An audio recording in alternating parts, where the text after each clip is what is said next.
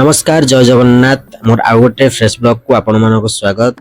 जो भाव आपण मैंने जानी ना आम ट्रस्ट जहाँकि कल्याण अभियान ट्रस्ट नाम नामित होती तो से ट्रस्ट तरफ आम विभिन्न जिले में ओडिशार विभिन्न जिले में गछला कार्यक्रम आरंभ करने को प्रतिश्रुतिबद्ध होइतिलु। तो यहाँ नहीं प्रथम दिन में आम भुवनेश्वर बड़गड़ ब्रिड कॉलोनी स्थित गोटे उच्च प्राथमिक विद्यालय में गछला कार्यक्रम होता जोटा कि जार भी ब्लॉग भी वीडियो पोस्ट भी पड़ी आप मोर ब्लॉग चैनल देखिपारे।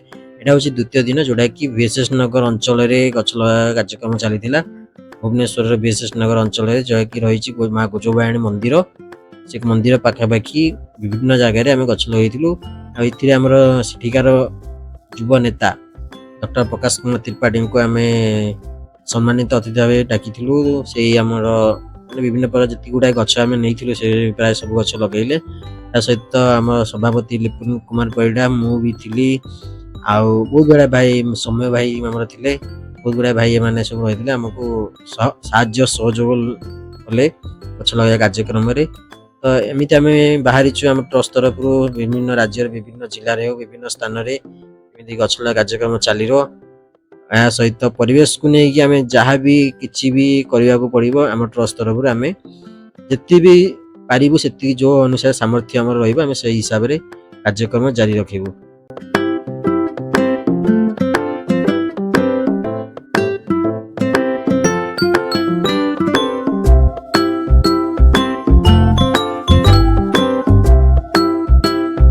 जो भाव में प्रथम आपण को मुझे कहली ना आम ट्रस्ट तरफ एमती गछ लगा कार्यक्रम हो जहाँ भी समाज उन्नति कि परिवेश उन्नति जहाँ भी करा पड़ो आम तरफ आम निश्चित रूप से जी पारू जो अनुसार सामर्थ्य रे हिसाब से आम करने बद्धपरिकर होइचु।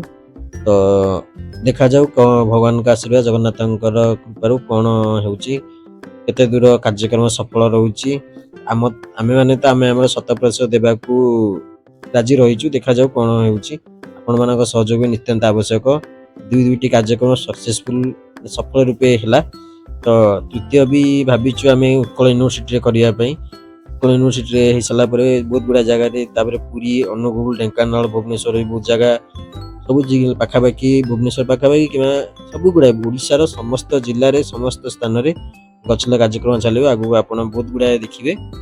तो यह थी आज छोटिया ब्लॉग। तो आज ब्लॉग रे किसी विषय वस्तु ना एम गछ लगा कार्यक्रम उपर थिला ब्लॉग टी जदि आपको मोर ब्लॉग टी भल लगे तो लाइक निश्चित रूप से करेंगे आमर भाव कार्यक्रम आगू बढ़ापे आप गोटे गोटे लाइक सब्सक्राइब आमको आगो को कार्यक्रम करने प्रेरणा जोगाइब। रोची धन्यवाद। जय जगन्नाथ।